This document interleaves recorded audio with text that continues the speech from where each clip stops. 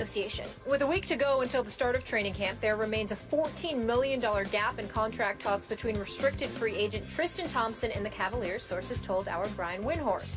Sources say the Cavs have held firm at an offer of 5 years and $80 million, while Thompson is looking for a max contract of $94 million over that same span. If no deal is reached by the end of the week, Thompson may sign the Cavs' one-year qualifying offer of $6.9 million to become an unrestricted free agent.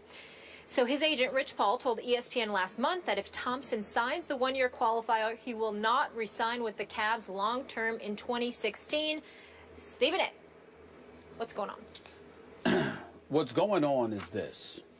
Tristan Thompson is 24 years of age, played exceptionally well, come the playoffs, particularly the finals. He was a rebounding demon. And he has sat around while other folks have been taken care of. You've got a $14 million difference, or so is being reported. You made sure Iman Shumpert got his 40+ million. You made sure to re-up Timothy Mozgov. Obviously, Kyrie Irving, as well as he should have even beforehand, got his $90 million. But more importantly, you gave Kevin Love $110 million. Now, you could have kept Kevin Love for less than that. You didn't have to go out and give Kevin Love questionable knees, questionable back, $110 to $113 million. Why did you? Nobody is arguing with the fact that you have to keep Kevin Love. You let go of Andrew Wiggins, who has a lot of promise and seems to be on the rise, and stardom seems to be in his future. But the flip side to it is that you didn't have to take care of Kevin Love the way you took care of Kevin Love. And so when you look at it from that perspective, you have to ask yourself, why is that? It's because promises were made to Kevin Love, and they were obviously being kept because he seems to be David Griffin's kind of guy, whatever that means. Me personally, I like David Griffin. I think he's done I think he's done a really good job as the general manager for the Cleveland Cavaliers. Not that fond of his owner, Dan Gilbert, but Dan Gilbert does cut the checks, and he's unapologetic about doing so, so I will give him credit for that. But I do believe that a legitimate argument could be made, and here's where the big picture lies. Tristan Thompson in this situation right now is not about Tristan Thompson. I think it's about the legacy of LeBron James in Cleveland. And here is why I say that. LeBron James' long-term deal comes up next year. He's due for that.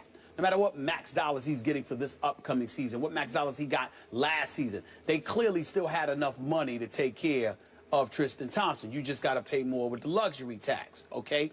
You could have chipped a few dollars off of an Iman Shumpert or Kevin Love. You didn't do that. You could have treated J.R. Smith a little bit better, even though he was stupid to opt out of his deal to come back for less money. You know, that was bad advice.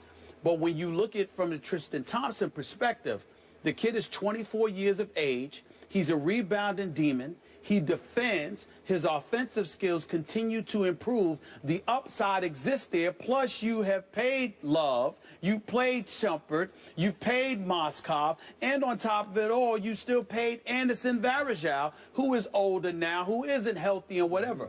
To sit there and say that you can't find the money for Tristan Thompson, the reason why I bring up the legacy of a LeBron James, remember, in the 2006-2007 season, when the Cleveland Cavaliers ended up going to the NBA Finals against the San Antonio Spurs, what did you follow that up with in the years to follow?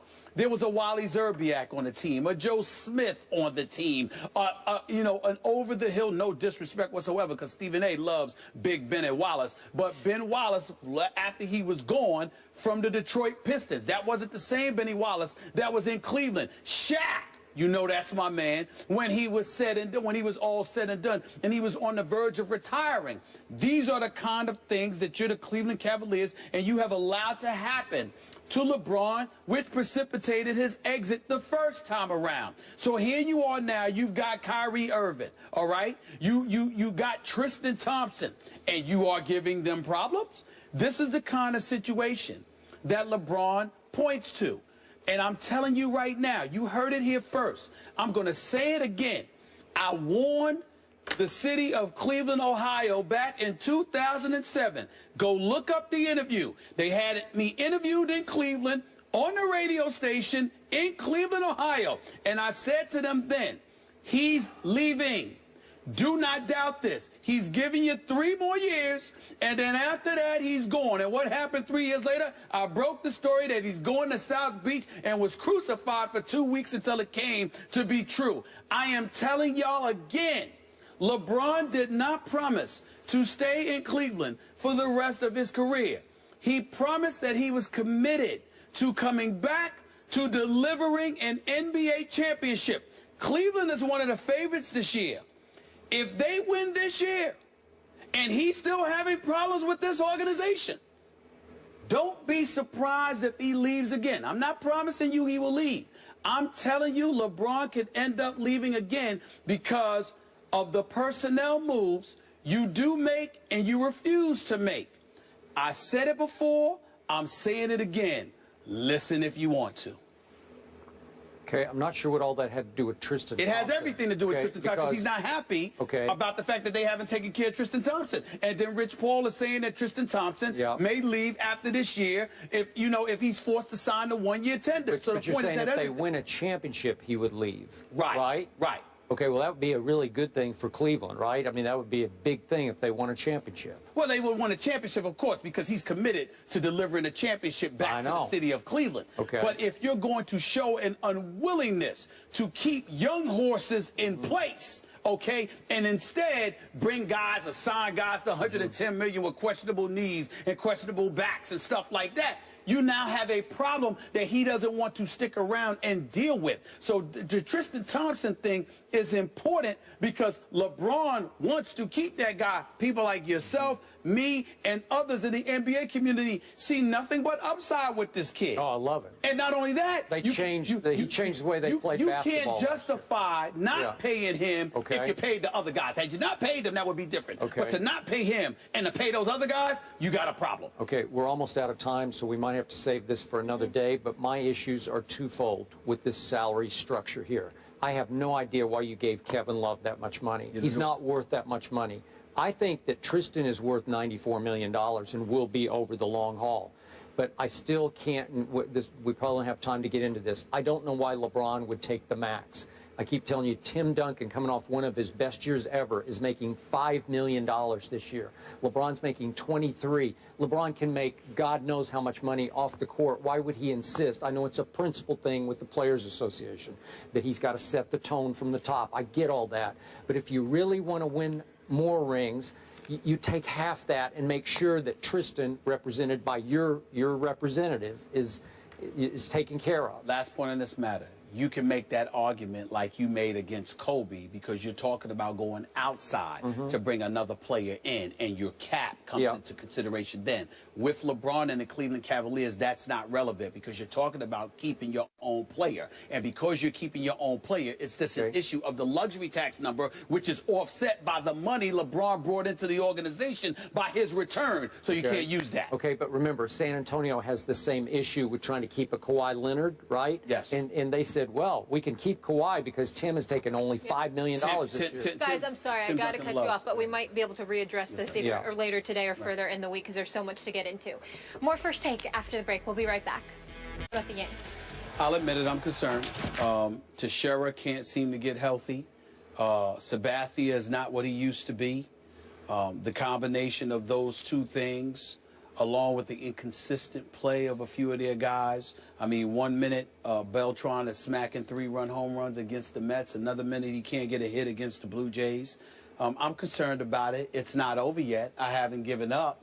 I'm still going to believe in my Yankees. I'm going down with the ship. But I will tell you that I think the thing that concerns me is two things. David Price, who's an absolute stud. By the way, where did he go to school?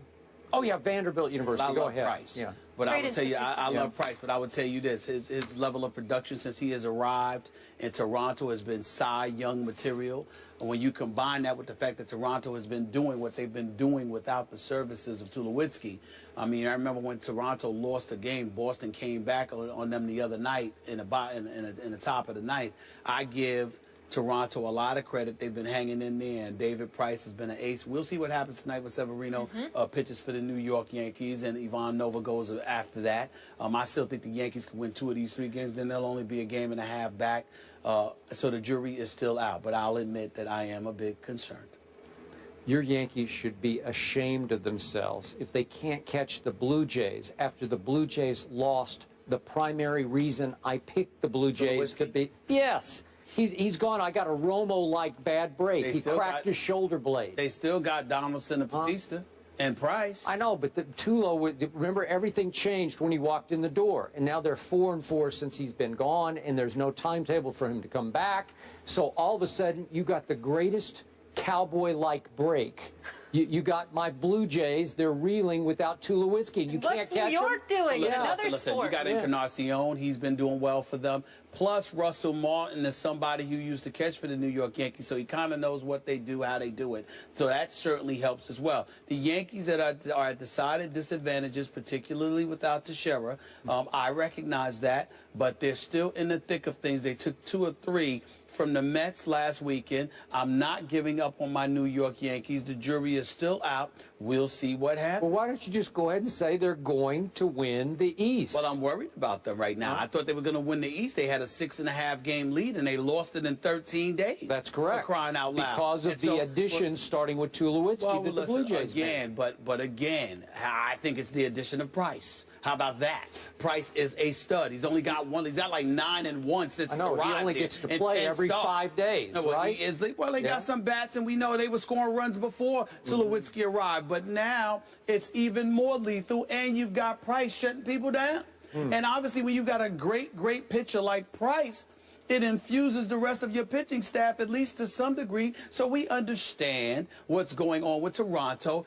But again, it's not over yet. You won't concede, but you won't guarantee either, right? That is correct. Oh, that's going way out on that That's limb. a good way. That's a good way.